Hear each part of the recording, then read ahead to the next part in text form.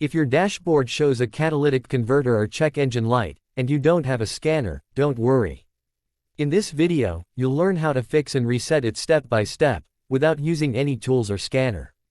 First, let's understand what the warning means. The catalytic converter warning light doesn't always mean the converter is bad. It usually appears when your engine isn't burning fuel correctly. This can be caused by bad fuel, a dirty air filter, worn-out spark plugs, or even a loose gas cap. Fixing these small things often clears the light by itself. Next, check the simple things first. Start with the basics. Check your air filter, clean or replace it if it looks dusty or dark. Check your engine oil, make sure it's at the correct level and not too dirty. Tighten your fuel cap until it clicks. And for your next full tank, use high quality or premium fuel, it helps clean the system. Then, help clean the converter naturally. If your catalytic converter is slightly clogged, you can clean it without removing anything. Fill your tank with good quality fuel.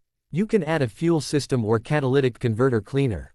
Then drive your car for 20 to 30 minutes at highway speed, keeping your RPMs around 2500 to 3000.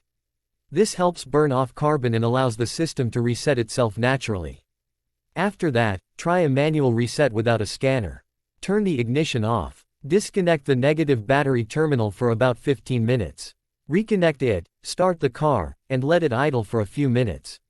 This clears temporary error codes and restarts the car's computer memory. Finally, take a short test drive. Drive normally for 15 to 20 minutes. If the light stays off, great, problem solved. If it comes back, the issue might be deeper, like an oxygen sensor or a blocked converter. But at least you've already done all the easy checks first. Most of the time, it's something small, not a costly repair. If this helped, give the video a like, subscribe, and comment your car model so I can make a guide for your vehicle next.